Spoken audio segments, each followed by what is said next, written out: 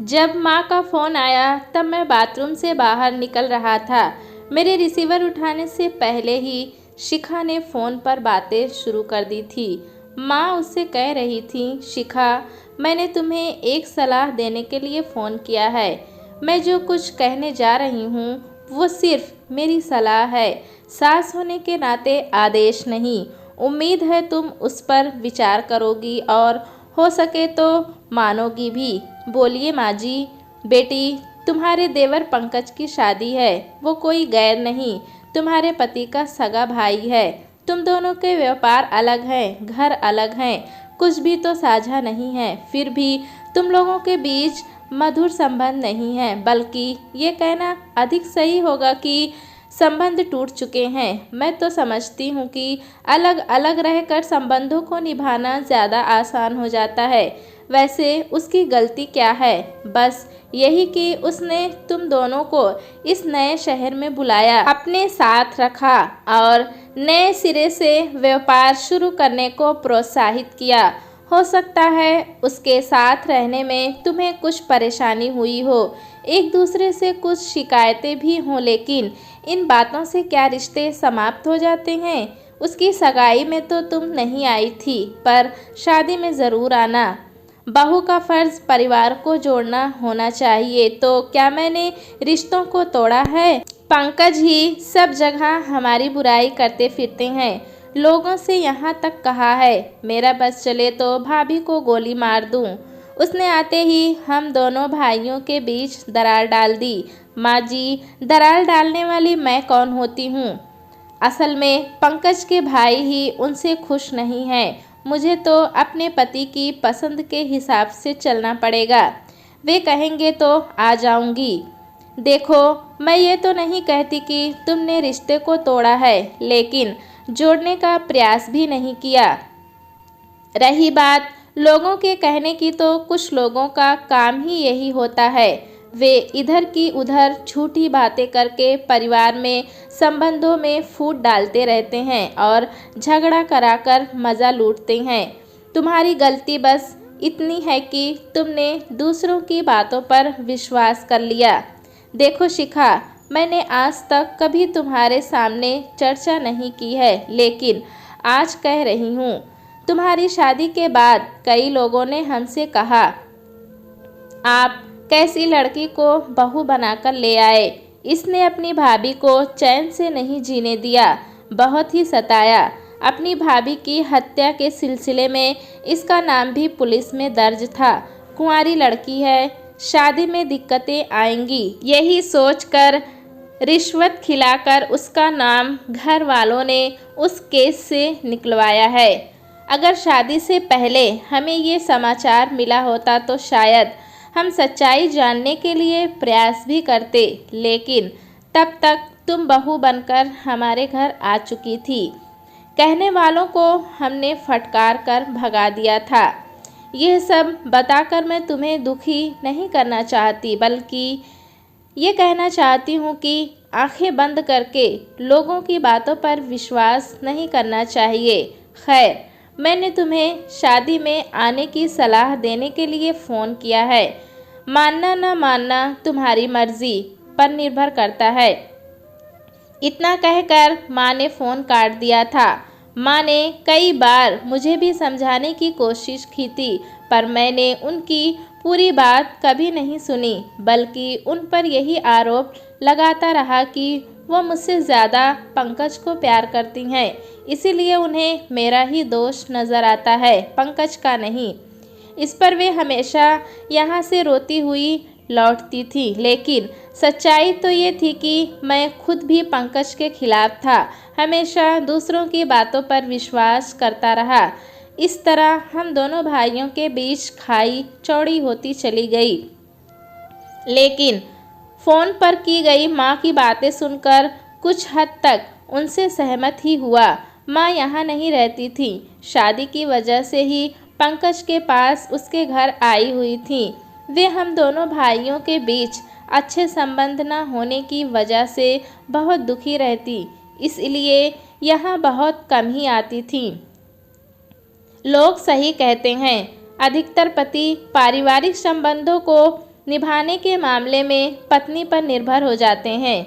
उसकी नज़रों से ही अपने रिश्तों का मूल्यांकन करने लगते हैं। शायद यही वजह है पुरुष अपने माता पिता, भाई बहनों आदि से दूर हो जाते हैं और ससुराल वालों के नज़दीक होते जाते हैं। दूसरे शब्दों में यूँ भी कहा जा सकता है कि महिलाएं पुरुषों की तुलना में अपने रक्त संबंधों के प्रति अधिक वफादार होती हैं। इसीलिए अपने मायके वालों से उनके संबंध मधुर बने रहते हैं, बल्कि कड़ी बनकर वे पतियों को भी अपने परिवार से जोड़ने का पूरा प्रयास करती रहती हैं। वैसे पुरुष का अपनी ससुराल से जुड़ना गलत नहीं है। गलत है तो ये कि पुरुष रिश्तों में संतुलन नहीं रख पाते। वे नए परिवार से तो जुड़ते हैं, लेकिन धीरे धीरे अपने ही परिवार से दूर होते चले जाते हैं। भाई भाई में, भाई बहनों में कहा सुनी कहा नहीं होती, लेकिन इसका मतलब ये तो नहीं होता कि संबंध समाप्त कर लिए जाएं। मेरे साथ यही हुआ था। जाने अनजाने में मैं पंकज से ही नहीं, अपने पूरे परिवार के अन्य सदस्यों से भी दूर होता चला गया। सही माने में देखा जाए तो संपन्नता व कामयाबी के जिस शिखर पर बैठकर मैं व मेरी पत्नी गर्व महसूस कर रहे थे, उसकी ज़मीन मेरे लिए पंकज ने ही तैयार की थी। उसके पूरे सहयोग व प्रोत्साहन के बिना अपनी पत्नी के साथ मैं इस अजनबी शहर में आने व अल्प पूंजी से नए सिरे से व्यवसाय शुरू करने की बात सोच भी नहीं सकता था। उसका आभार मानने के बदले मैंने उससे रिश्तों को दफन कर दिया। मेरी उन्नति में मेरी ससुराल वालों का 1% भी योगदान नहीं था, पर धीरे धीरे वही मेरे नज़दीक होते गए। दोष शिखा का नहीं, मेरा था। मैं ही अपने निकटतम रिश्तों के प्रति ईमानदार नहीं रहा। जब मैंने ही उनके प्रति उपेक्षा का भाव अपनाया तो मेरी पत्नी शिखा भला उन रिश्तों की कदर क्यों करती। समाज में साथ रहने वाले मित्र, पड़ोसी, परिचित सब हमारे हिसाब से नहीं चलते।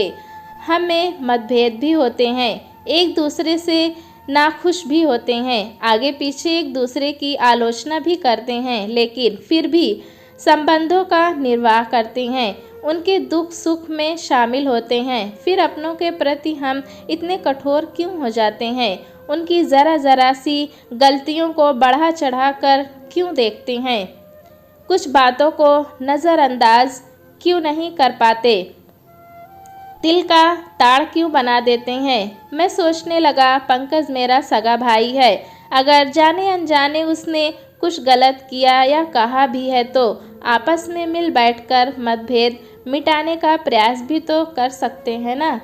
गलत फहमियों को दूर करके बदले में हम रिश्तों को समाप्त करने के लिए कमर कस लें, ये तो समझदारी नहीं है। असलियत तो यह है कि कुछ शातिर लोगों ने दोस्ती का ढोंग रचाते हुए हमें एक दूसरे के विरुद्ध भड़काया, हमारे बीच की खाई को गहरा किया। हमारी नासमझी की वजह से वे अपनी कोशिश में कामयाब भी रहे, क्योंकि हमने अपनों की तुलना में गैरों पर विश्वास किया। मैंने निर्णय कर लिया कि अपने फैसले मैं खुद कर लूँगा। पंकज की शादी में शिखा जाए या न जाए, पर मैं समय पर पहुंचकर भाई का फ़र्ज़ निभाऊंगा। उसकी सगाई में भी शिखा की वजह से ही मैं तब पहुंचा जब प्रोग्राम समाप्त हो चुका था। सगाई वाले दिन मैं जल्द ही दुकान बंद करके घर आ गया था, लेकिन शिखा के कलह शुरू कर दिया। वो पंकज के प्रति शिकायतों का पुराना पुलिंदा खोलकर बैठ गई थी। उसने मेरा मूड इतना ख़राब कर दिया था कि जाने का उत्साह ही ठंडा पड़ गया। मैं बिस्तर पर पड़ा पड़ा सो गया था। जब नींद खुली तो रात के 10 बज रहे थे। मन अंदर से कहीं कचोट रहा था कि तेरे सगे भाई की सगाई है और तू यहाँ घर में पड़ा है। फिर मैं बिना कुछ विचार किए देर से ही सही पंकज के घर चला गया था। मानव का स्वभाव है कि अपनी गलती ना मानकर दोष दूसरे के सिर पर मढ़ देता है, जैसे कि वह दोष मैंने शिखा के सिर पर मढ़ दिया था। ठीक है, शिखा ने मुझे रोकने का प्रयास अवश्य किया था, पर मेरे पैरों में बेड़ी तो नहीं डाली थी। दोषी मैं ही था। वो तो दूसरे घर से आई है। नए रिश्तों में एकदम से लगाव नहीं होता। मुझे ही कड़ी बनकर उसको अपने परिवार से जोड़ना चाहिए था, जैसे उसने मुझे अपने परिवार से जोड़ लिया था। शिखा की सिसकियों की आवाज़ से मेरा ध्यान भंग हुआ। वो बाहर वाले कमरे में थी। उसे मालूम नहीं था कि मैं नहाकर बाहर आ चुका हूँ और फ़ोन पर माँ व उसकी पूरी बातें भी सुन चुका हूँ। मैं सहजता से बाहर गया और उससे पूछा, शिखा, रो क्यों रही हो? मुझे रुलाने का ठेका तो तुम्हारे घर वालों ने ही ले रखा है। अभी आपकी माँ का फ़ोन आया था। आपको तो पता है ना, मेरी भाभी ने आत्महत्या की थी। आपकी माँ ने आरोप लगाया है कि भाभी की हत्या की साजिश मैं भी शामिल थी। कहकर वह ज़ोर से रोने लगी। बस यही आरोप लगाने के लिए उन्होंने फ़ोन किया था। उनके हिसाब से मैंने रिश्तों को तोड़ा है, फिर भी वे चाहती हैं कि मैं पंकज की शादी में जाऊं। मैं इस शादी में हरगिज़ नहीं जाऊंगी। ये मेरा अंतिम फैसला है। तुम्हें भी वहाँ नहीं जाना चाहिए। सुनो, हम दोनों अपना अपना फैसला करने के लिए स्वतंत्र हैं। मैं चाहते हुए भी तुम्हें पंकज के यहाँ चलने के लिए मजबूर नहीं करना चाहता, लेकिन अपना निर्णय लेने के लिए मैं स्वतंत्र हूँ। मुझे तुम्हारी सलाह नहीं चाहिए। तो तुम जाओगे? पंकज, तुम्हारे व मेरे लिए जगह जगह इतना जहर उगलता फिरता है, फिर भी जाओगे? उसने कभी मुझसे या मेरे सामने ऐसा नहीं कहा।